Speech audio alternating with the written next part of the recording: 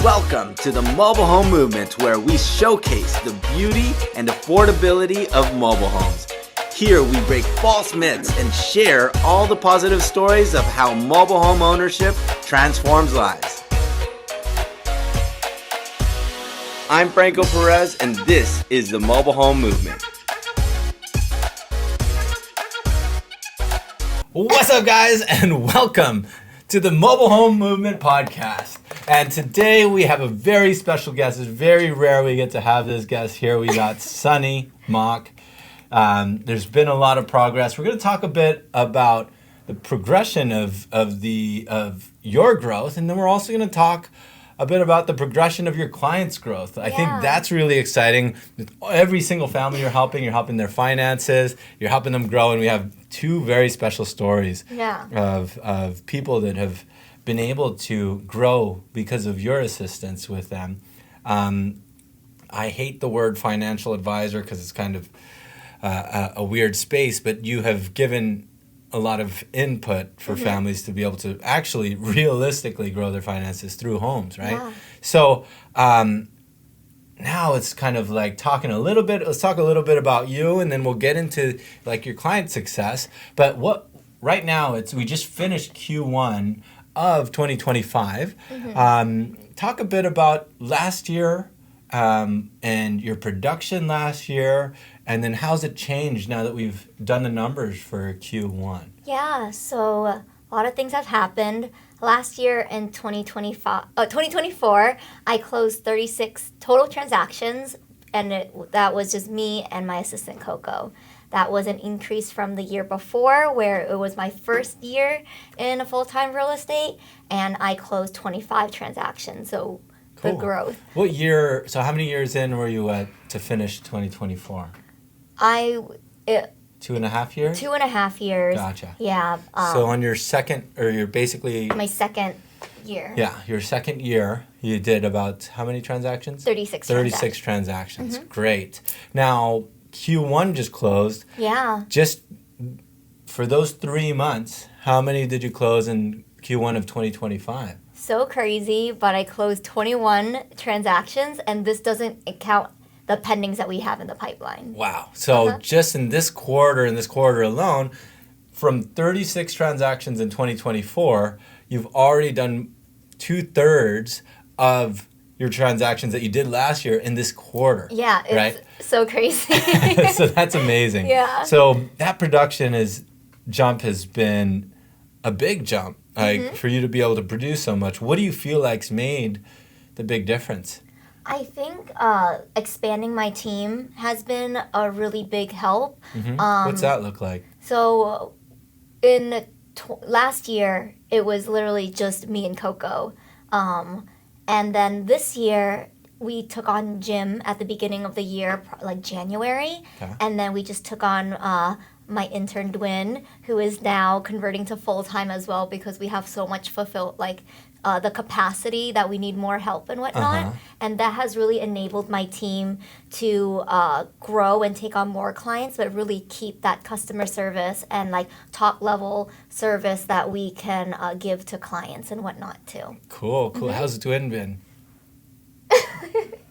She's helping here. She's been great. Honestly, she's been great. So no complaints. Awesome. That's cool. And I want to touch a bit about, as you're growing, it's tough because you're going from a solo producer, doing everything on your own. What did you have to learn to kind of have that first hire with Jim, and then also your second development of grow now, the plans to grow Dwin? Yeah, so Jim would be my second hire. Dwin's my third because Coco's my first one. But before, I feel like between me and Coco and then Jim, it was me being a solo agent, and it was just assisting in the background and whatnot.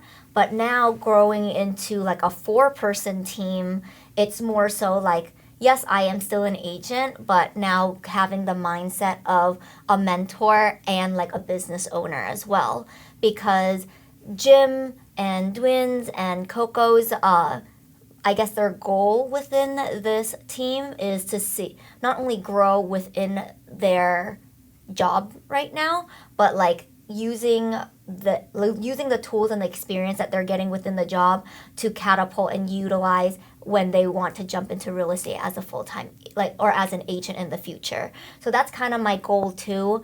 Part of my mentorship, I guess, or when I tell Dwayne or Jim to do certain tasks, I associate it with a why. Like, I'm putting you in this position to do X, Y, and Z so that when you become an agent, you're able to proactively think and problem solve, because basically, like, anything that they're utilizing now will help them in the future. That's great. Yeah. And I've seen that transition. It came from like being a boss, like, hey, you do this, you do that, you do this, to now like, hey, this is what we do and this is why we do it. And it allows for them to kind of grow and then have more opportunities with skills and being resourceful. So, and then on top of that, you're also being a better delegator. Yeah, I think that's the most important thing too. I think before it was them assisting me, but now I'm putting them in a position to learn and grow so that they can proactively problem solve as well. Yeah. So that we can have multiple people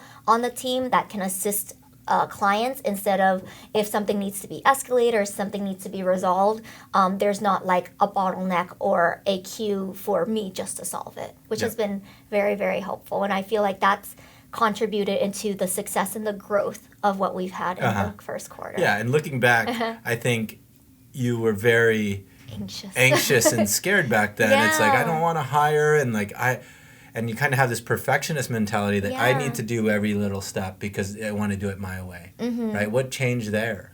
I think, like, I really took on your mentality, where I'm so much of a manager because I want things done not only my way, but like the way that I have found success in, so that I can keep that top level service with my clients. And I thought that was the only way, but the more my team grows, the more I reflect on how did I grow as an agent so quickly, and then I think back to like how you kind of taught me, was like you kind of just threw me into the water and to see if I drowned or floated, and not saying that you weren't there for me, but instead of hand holding and micromanaging me, you let me not like fail, but figure it out on my own first, and only being there for me when I truly needed help. Yeah. And I feel like those lessons really stuck with me, and that's why I was able to grow so quickly. Exactly. I know it's cliche, but it's kind of that whole thing of like, give a man a fish or teach them how to fish, right? Where it's like, hey, instead of giving them the skills, you work with them and say, hey, how would you do this if you're in my position? Right? And actually, sometimes even if it's the wrong decision, I let you take that decision, find out what route it happens. And there's the classic saying that I say, there's no wrong answer. Yeah, that was like that phrase pissed me off when I first started with you. I was like, oh my God, Franco, like, should I do this? Should I do that? And you're like, well, there's like no wrong answer. I'm like, oh my God, like, but looking back, that really helped me out. And then the other thing that really helped me out is making sure that the people that I hire that's on my team have the same goal in mind. Like, of course it is a job, but at the end of the day, I feel like everyone on my team wants to help people, and they're like on the same path to help and to spread like the same message and whatnot. I think that's an underrated topic where, hey, the same with you is like, if you genuinely care for people, it causes you to want to figure out best for that person. Exactly. Too. And that's like an accelerator of growth. And I feel like a lot of people that do want to help people, and you give them the skills to be able to help people, when you see the real light of like, oh shoot, I helped this family get out of renting into a better situation. When you see that you're capable of that and the impact you create for a family, it just snowballs from there into like, how do I help more? How do I practice this skill so I can explain it more? Exactly. And there are those failed clients that you weren't able to help. And you're like, man, how do I reflect back on that and make it a better situation, right? So that's awesome. I want to talk and dive into now like mobile homes and like this whole conversation, because this whole conversation of how it helps society, because I know I say that a lot. Yeah. I know it's like a step. I always say it's a stepping stone for a lot of families to get out of the rental rat race into home ownership. But I want to dive into, because I prepped some numbers and the situation of this client that you helped out. But basically, it's a Coyote Creek. There's a single wide home that you help someone. Double wide. It's a double wide home in Coyote Creek that you helped someone buy a home 2 years ago. Tell me a bit about that. Yeah, so you probably think it was a single wide because of the square footage. It was a very quaint home. The home was a 2-bedroom, 2-bath, probably about like 800 square feet in Coyote Creek. And I met these clients at an open house in Monterey Oaks. They were currently renting an apartment, and the wife was pregnant back then.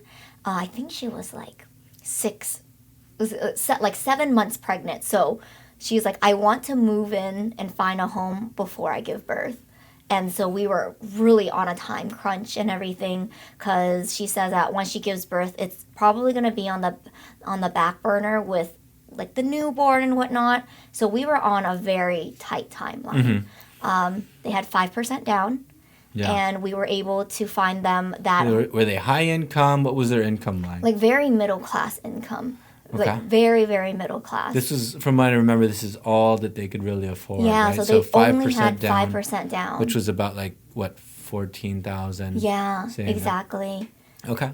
Oh, wait, no, I'm sorry. Yeah, that's about right. Like less than 20,000 on, like, and that includes closing costs and whatnot too. Cool. So they went from that renting situation. Do you know if they rented on the first floor, second floor?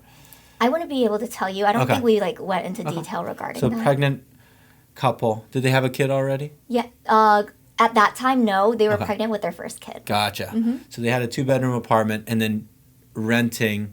They were renting for about $3,200 a month in San Jose. And then now you found them this home in Coyote Creek. Yes. Small home. It's 800 square foot. It's still a 1970s home. But, you know, this was, from their decision, a better situation for them, right? And why was it, did they ever explain to you why it was a better situation for them, or what their thought process was of getting out of the apartment? I think it's the very common mindset of they're wasting their money renting versus, you're still renting the land or the space rent and whatnot, but they're paying into an appreciating asset. And this is exactly what happened in this situation too. It's an appreciating asset. Got it. But basically they bought this home. They bought it for $212,000. You helped them negotiate that purchase. They put 5% down as a down payment, right? We're going to get it technical because I think this is important. And maybe we can show some numbers on the screen here. But they bought it for $212,000, 5% down. That's about $10,600 down payment. They had more that they had to pay in fees. They did have a space rent. Now, a lot of people get deterred by space rents. Hey, why would I buy something? I don't own the land, blah, blah, right? But the space rent was $1,300. I'm sorry, it's closer to $1,260 a month. Their mortgage was about $1,340 a month, okay? So that being said, their total housing cost was roughly around $2,700 a month. There's some change in there, but I'm being simplistic for details, and we'll put the math up there. They rented their first home. They rented an apartment, $3,200 a month. Now they're paying $2,700 a month, right? So the monthly cash flow that they gained just from switching from the old apartment to the new old mobile home is about a $600 gain in cash flow, right? Just that alone, just the cash flow. So they're saving $600 a month, right? That's the first benefit. On that being in the 2 years that they've lived there, total just that personal cash flow gain is $14,400 in just the cash flow that they got to save, right? From the renting situation to owning this Coyote Creek mobile home that you helped them buy, right? On top of that, they bought at 212 and you listed their home and you sold it for $245,000 2 years after, right? Yeah. The home's getting older. They didn't do any major renovations. Just by sitting there, their home appreciated by $33,000, right? So they have a gain of $33,000. And then on top of that, they have an additional $14,000 of the benefit of cash flow. That's an immediate gain, right? So this is huge. And a lot of people don't understand this step. And we're not even done here yet. But that's more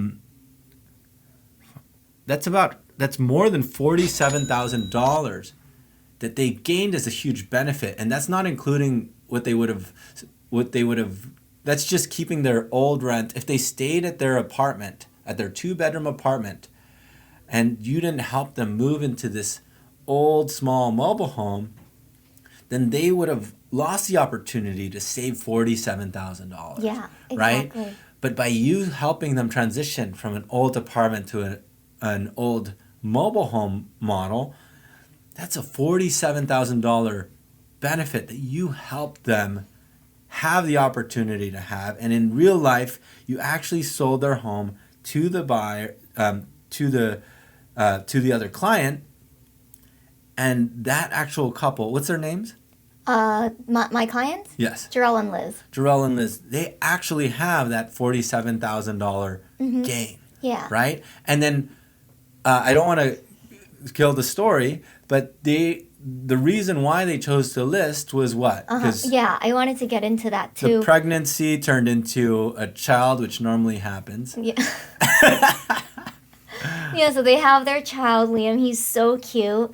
And so 2 years later, they contacted me. They're like, hey, Sunny, we're making way more money now. We got I think Liz got promoted.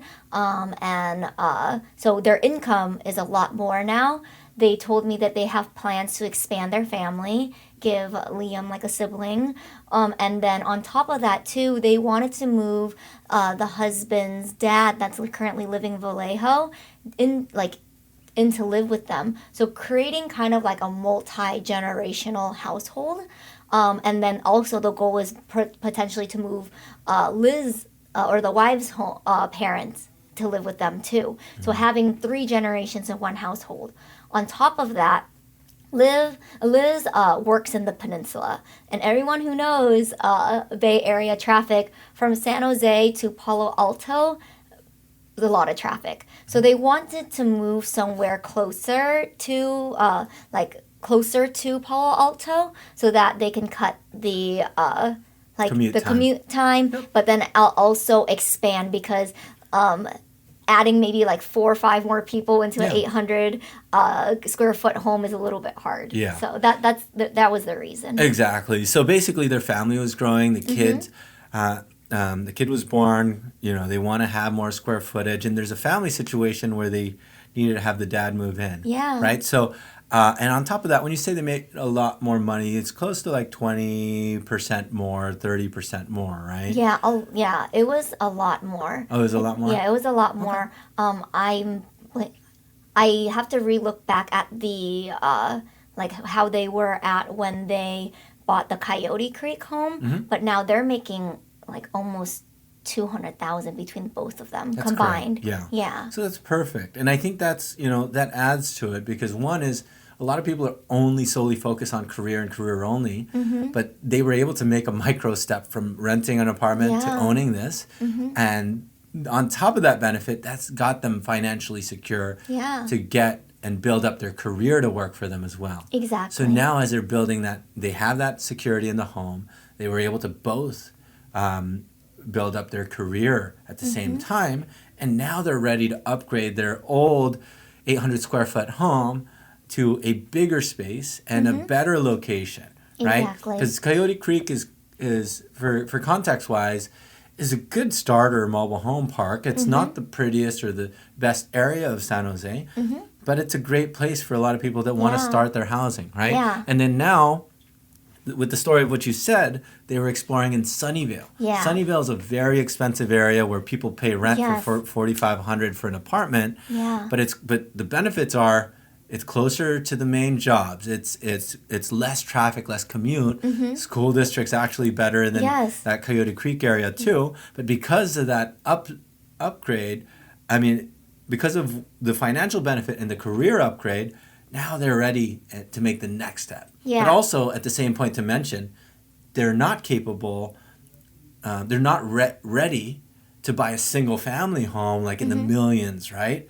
But how do we get them a next step, right? Yeah. And in this short period of time of 2 years, they're now buying a home. Tell me about the home that you helped them buy. Oh my gosh, it's so crazy. They bought a new home in Plaza del Rey. So it's a 3-bedroom, 2-bath, approximately 16. A brand new built home. A brand new build home, 1650 square foot home, and 3 bedrooms, 3 baths. But there's like enough room to construct a 4th bedroom if they really wanted to, and then still have that grand living area as well. Yeah. And so it was such like so crazy. It's a beautiful home. Yeah. And on top of that too, I was able to negotiate a $10,000 the purchase price to be $10,000 less than the listing price. Yeah. So it was crazy. Sunny is a great buyer's agent, was able to negotiate down what their purchase price was to this one now. Basically, they bought the home. So they sold their home for $245,000 in Coyote Creek. Yes. And then they bought this home for $325,000. And they chose to put 10% as a down payment, which is $32,500. And this was all thanks to the benefit of your negotiating for them to get a $10,000 discount, right? So that being said, they moved their cash flow from that old Coyote Creek home into this brand new build home. Something that was an old, I'm not trying to badmouth old homes, but it was a metal exterior, old plumbing, old electrical, not the greatest placed, highest quality to now the new 2025 standards with fire rating, with brand new electrical, fully done piping, composite roofs, the full 9 yards. a view in the backyard as well. It was I'm like so happy for them. So Yeah, and in a great location and great area, better school district for the kids. And the square footage more than doubled. almost double, yeah, almost more From than double. 800 to 1,600 square feet, right? Yeah. Yeah, so just a beautiful story. Yeah. Like this is exactly like what we try to express of why we love mobile homes, why we love helping the families in the mobile homes, because we see the progression, right? You see the impact, you see how you're able to get somebody out of renting into the next step, and it might not be attractive or sexy at that time, like the 800 square foot old mobile home in a not so great area, but then it's a for now situation. And in 2 years, they upgraded from there to a beautiful, brand new home, double the square footage. And It's like my specialty that we talked about in the last I podcast think- is double escrow. yeah. So, but that whole thing is really key, and they're super happy. They're excited, and that's just one of the many, stories that you have, and you've done 21 of these transactions in this quarter, and look to help many more families. So that's amazing. Yeah, I think what made this story so special too is, I've helped multiple clients sell their sell their current mobile home to move into like a new mobile home or even a residential. But I think the thing that makes this so special is this client I actually helped from renting buy their first mobile home and now transition to even a bigger, newer, better situation for them and their families too. And this is just one of many stories that you've had where you've helped them upgrade from a mobile home to a single family or from renting to a mobile home. So it's cool to see the two transactions happen, and you'll have more and more of that. Man, that's so exciting. And it's just a beautiful thing that you've done. I want to close it off here, and thank you all for watching. I think this is a beautiful story that we have to help showcase how this is helping a lot of middle class families that can't benefit from the full real estate model, how they can benefit through mobile homes. Yes. So amazing work, Sunny. Thank you. And we'll end the podcast here. Thanks for watching. Hit subscribe. Thanks.